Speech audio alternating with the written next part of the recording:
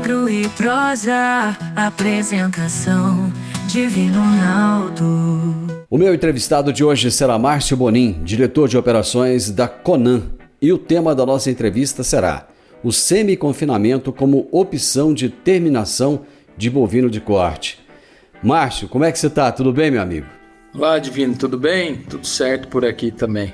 Seja muito bem-vindo. Vamos falar de bovino hoje. Muito obrigado pelo convite, Divino. Bovino é sempre bom a gente falar, né? Sempre uma diversão, a gente gosta do que faz, né? E sempre falar do bicho é bom demais. Com certeza. Meu amigo, eu ouço falar em confinamento, eu ouço falar em criação a pasto, mas semi-confinamento parece que é um conceito meio novo, pelo menos para mim. O que é semi-confinamento? Divino, o semi-confinamento ele tem sido uma prática aprimorada nos últimos 10 anos, né? 10, 12 anos aqui. Então, a pesquisa, né? A pesquisa de forma geral, ela foi evoluindo esse conhecimento de forma a trazer para o pecuarista um desempenho semelhante ao que ele teria no confinamento, porém a pasto, né? Com uma diferença básica, né? Então, no confinamento você serve todo alimento para o animal no coxo, e no semi-confinamento você vai botar apenas a ração, né? O concentrado. Então, essa é a diferença principal. Quais são os principais benefícios do semi-confinamento para os produtores de bovino de corte? Legal. A gente vê muitas vantagens do semi-confinamento, ou TIP, né, como o pessoal costuma denominar, aí, terminação intensiva a pasto, né? Mas no meio é mais conhecido como semi-confinamento. Um ponto importante do semi-confinamento em relação ao confinamento tradicional, né? O semi-confinamento, toda a parte volumosa, né, toda a parte de forragem, ela vem do pasto. Então, quando a gente fala para um sistema de pecuária tradicional, né, que vamos falar assim, que você não tem integração lavoura-pecuária, integração lavoura-pecuária-floresta, ele é de mais fácil adoção e de mais fácil assimilação, né, pelo pecuarista e pela equipe dele de manejo. Por quê?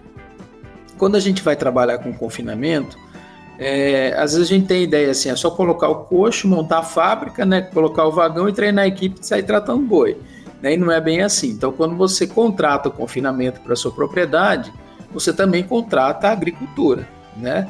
É muito bom, para a fazenda é muito bom, né? Mas aí você não vai ter que ter a sua equipe de confinamento, você vai ter que ter a equipe da agricultura também.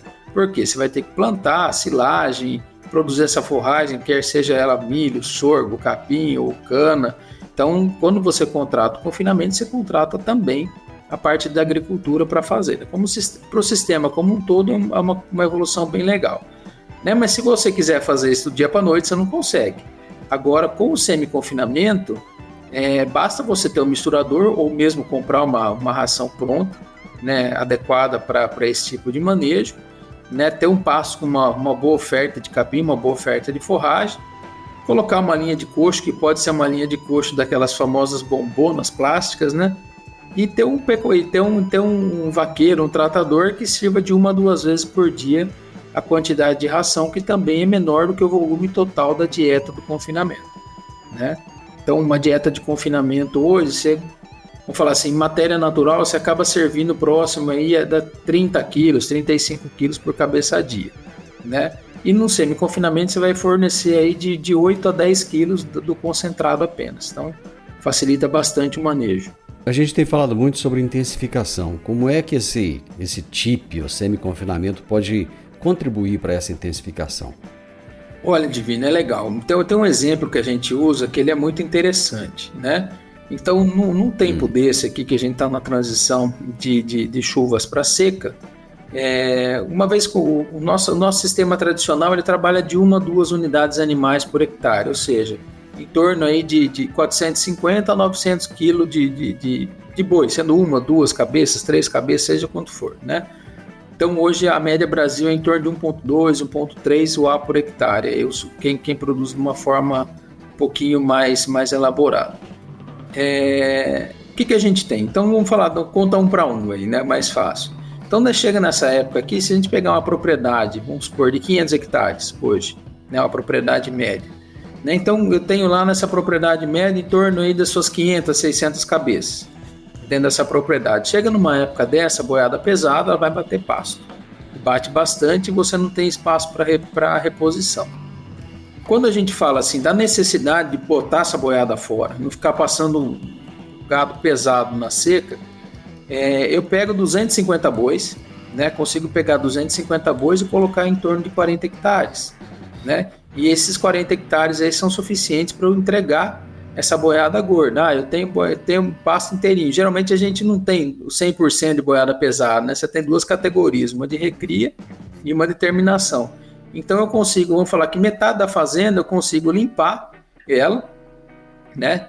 Em 40 hectares eu coloco esses 250 bois, né? E no restante eu acabo colocando bezerro, né? Eu acabo colocando mais aí 300, 400 cabeças de bezerro de desmame. Então isso traz um avanço bem grande para o sistema. Eu consigo adensar isso daí num espaço pequeno de área, fornecer toda a alimentação que eu preciso dar para esse gado, para ele terminar e ir para o frigorífico, e ainda libera espaço para o gado de recria na fazenda. Então eu consigo trabalhar com um número maior de animais, né, durante a safra. Como é que essa suplementação alimentar aí deve ser gerenciada, Márcio?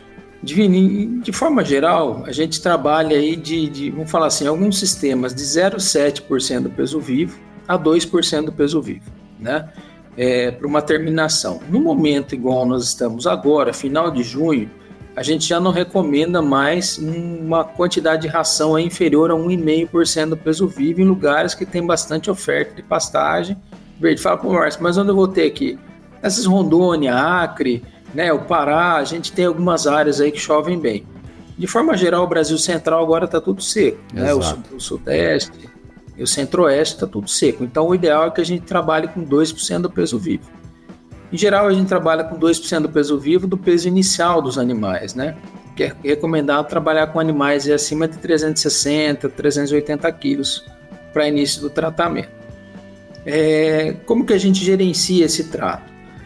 A grande questão aí é fazer uma adaptação correta, né, desse tipo de sistema, né, mas depois que o animal chega aos 2% do peso vivo, a gente costuma fazer a oferta aí 1 vez a 2 vezes por dia, nos horários mais quentes do dia, né? Então a gente costuma falar assim, é hora do almoço, né, pro vaqueiro, pro tratador, é hora de tratar o boi. A hora que ele sair pro pasto de novo às 3 da tarde, que é a hora que o sol baixa, põe de novo. Márcio, não consigo fazer 2 vezes por dia. Pode fazer 1 vez só, né?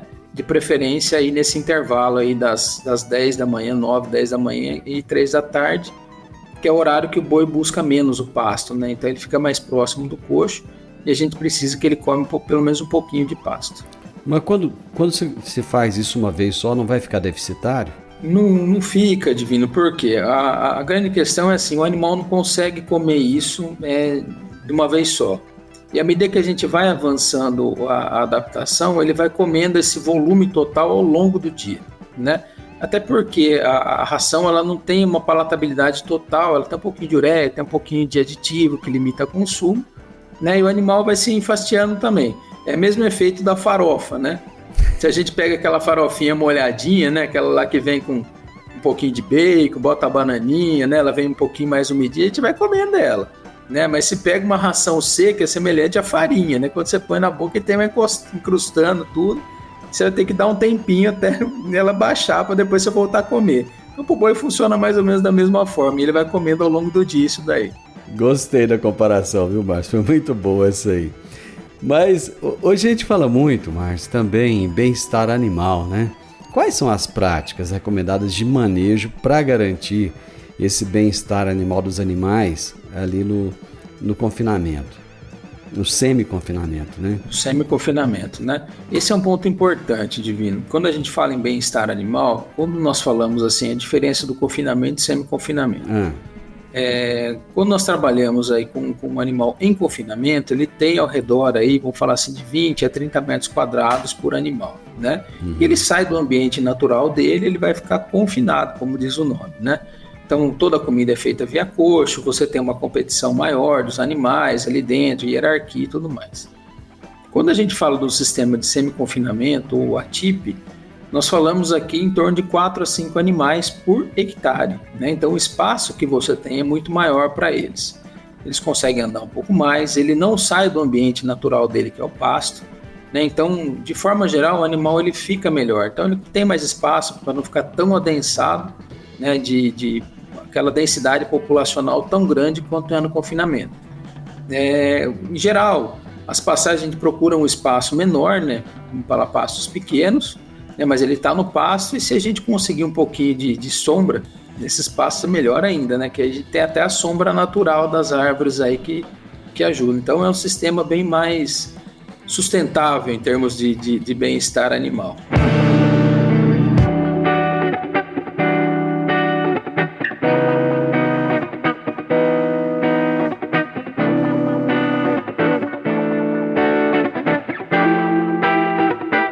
Você falou da sombra aí, ela é tão importante para os animais, né, Márcio? Às vezes a gente está passando aí na beira das rodovias, por exemplo, vê os animais no pasto, cara, não tem uma árvore.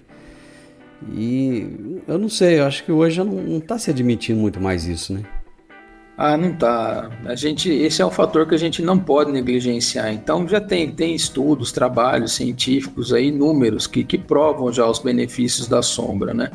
Tanto em termos de saúde, né, que os animais não estressam tanto, bem como em termos de produtividade. Se eles estão melhor aí, mais confortáveis, mais saudáveis, eles produzem melhor, né? Então, tanto em termos de ganho de peso, como de fertilidade e outras métricas aí. Então, é um fator que a gente não pode negligenciar, é a sombra. Tanto a sombra, né, quanto a questão da lama, né?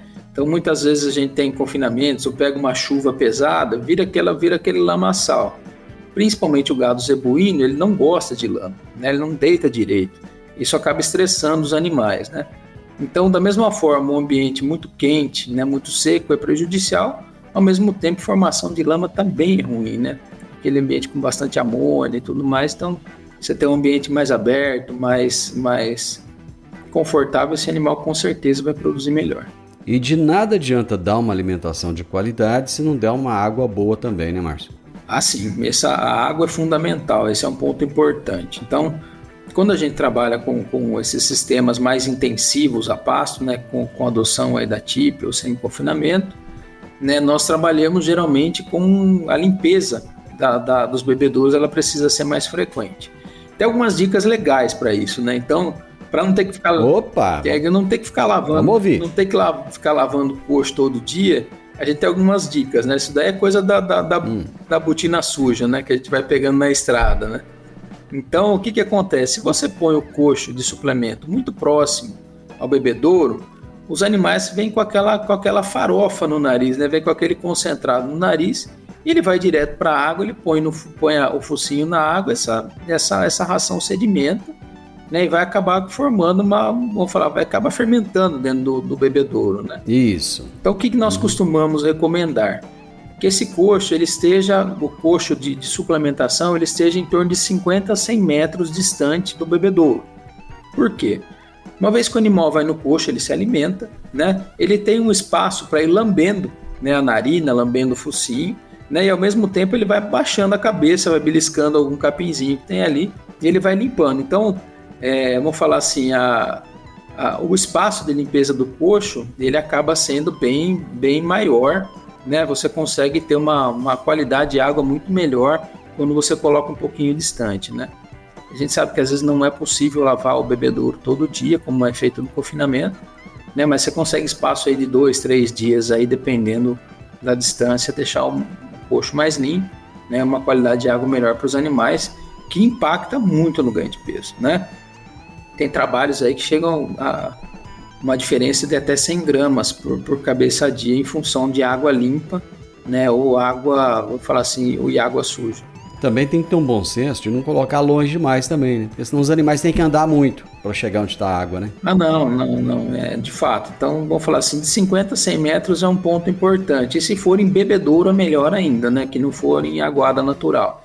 Então, o desempenho acaba sendo melhor, né, para esses bebedouros contra os de aguada natural. Nem tudo é só bom e nem tudo é só ruim, né? Então, tudo tem desafio na vida. Quais são os desafios mais comuns relacionados ao manejo dos bovinos em semi-confinamento? E como é que a gente faz para superar esses desafios? Legal. Os maiores desafios desse semi-confinamento, né, de volumes maiores de concentrado, é a adaptação. né? Quando a gente fala de adaptação, não é o boi se adaptar, mas sim a gente ter consciência que precisa respeitar aquele tempo, né, para o animal. Por quê? O erro mais comum, 98% das falhas estão na adaptação, né, quando a gente fala de grandes volumes de concentrado. Por quê? Então, a adaptação de atípico, semi-confinamento. Então, a gente fala assim, primeira semana, né, vamos falar assim, 7 dias, 0,5% do peso vivo. Você fornece lá 2 quilos por dia. Na segunda semana, você vai fornecer 4 quilos, ou 1% do peso vivo. Na terceira semana, 1,5% do peso vivo, ou 6 quilos. E na última, vamos falar assim, na quarta semana, você começa com 2%. O que acontece muito? Né? O pecuarista, de forma geral, vamos falar assim, na boa fé, fala assim, quanto mais rápido comer, né, quanto mais comer, mais rápido termina. E não é bem assim. Então, o animal ele precisa de um tempo para adaptação, não só da flora ruminal, mas adaptação também do tecido de absorção, né? Ele precisa regular a máquina para absorver toda aquela energia que ele precisa. Então, isso deve ser respeitado. Onde moram os maiores erros? Você dá a primeira semana 2 quilos, o gado vai começar a comer, né, numa boa, e vai para o pasto. Na segunda semana, quando você bota 4 quilos, ele já começa a ficar dependente do coxo. E na maioria das vezes ele começa a berrar perto do coxo. E aí o pecuarista não se contém, né? Fala, não, vou forçar um pouquinho mais aqui a alimentação. E acaba pondo mais ração. E aí que a coisa que mora o perigo. Geralmente é na segunda semana em diante. Por quê? Entre a segunda e a terceira semana. Porque ele vai acabar fornecendo muito mais alimento para o animal do que deveria. Ele não está pronto para receber essa quantidade de suplemento, né? Então é fundamental respeitar esse período de adaptação e as quantidades que são fornecidas para os animais. E aí depois que ele começa a comer 1,5% do peso vivo, 6 quilos ou mais desse concentrado, ele acaba tendo esse efeito da farofa. Então ele acaba espaçando as refeições, né? Ele não vai de uma vez só no coxo, né? Então isso daí é, por isso que eu falo, o maior perigo é entre a segunda e a terceira semana. Então aí depois eles começam a espaçar as refeições. Até 4 quilos eles vão e comem bastante rápido. A partir daí eles já começam a fazer esse espaçamento da refeição e a gente já não tem tanto problema de adaptação. E quais são as consequências desse alimento em excesso para o animal? Para o pecuarista acaba que ele vai ter um custo maior, né? Mas para o animal? Para o animal, né? Então quando a gente fala no consumo total desse volume grande de ração, ele acaba entrando em acidose metabólica. Muitas vezes ele tem a laminite, que é quando o boi fica mancando, né? Isso daí é o sinal clínico que ele está com alguma desordem metabólica. Mas o principal prejuízo é que ele não vai performar depois, né? Então ele come bastante, depois ele deixa de comer. E aí ele acaba, em função da acidose, ele acaba queimando o rumen de forma geral e ele acaba não tendo a absorção que ele precisaria. Então, no final das contas, muitas vezes o pecuarista só vai saber que errou, né, na adaptação na hora de abater os animais, que o animal não entregou aquele que ele precisava entregar de ganho de carcaça. Mas essa acidose, ela vai acabar trazendo algum desconforto para o animal? A acidose, Divina, ela funciona como se fosse uma azia, né? Então, como que sabe aquela feijoadona que a gente costuma comer de sábado? Chega e come igual Meu Deus do céu. Come igual um cavalo, né? Então você vai e come aquele monte de coisa, né? E aí depois você fica um tempo, né, para voltar a comer, né? Então você faz uma grande refeição, acaba passando mal, às vezes tem que tomar um Sonrisal, alguma coisa assim, e acaba comendo só um antiácido. Um antiácido, acaba comendo só no outro dia, né? E com o boi é a mesma coisa. Vai jiboiar. E aí com o boi funciona do mesmo jeito. O que acontece? Ele faz uma grande refeição, aí ele demora a voltar a comer, quando ele vai fazer, ele faz outra grande refeição, né? E aí isso daí vai tendo um efeito cumulativo. E isso aí vai prejudicando toda a parte do trato digestivo dele, né? Então, às vezes, lesiona a parede de rumen, acaba tendo algumas lesões que entram bactérias, causa abscesso hepático. Então, dependendo da severidade dessa acidose, você tem algumas manifestações clínicas, vamos falar assim, que são causadas produto dessa acidose. Mas o problema é a acidose subclínica, aquela que a gente não vê, né? Então isso vai acontecendo um pouquinho todo dia e no final você não percebe com o sinal clínico. Você só vai perceber quando no final das contas o animal não chegou no ponto de abate ou não ganhou o que ele deveria ganhar e acaba não fechando a conta. Esse é o principal e o mais comum vamos falar assim, dos malefícios em encerrar a adaptação.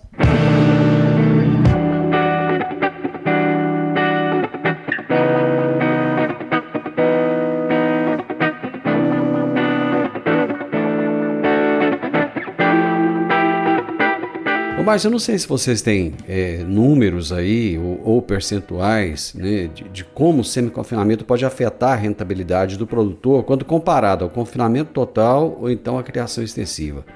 Vocês têm esses dados? Divino, temos. É sempre uma tomada, vamos falar assim, cada fazenda é uma fazenda, cada região é uma região, então isso a gente precisa fazer sempre a conta da fazenda, né? Então, vamos falar assim, eu não vou comparar um contra o outro, né? Porque depende muito de modelo de produção. Se você pegar um confinamento grande, que é específico para isso, ele dilui aquele custo fixo e acaba sendo irrelevante, então a eficiência traz essa vantagem, né? O que a gente sempre fala?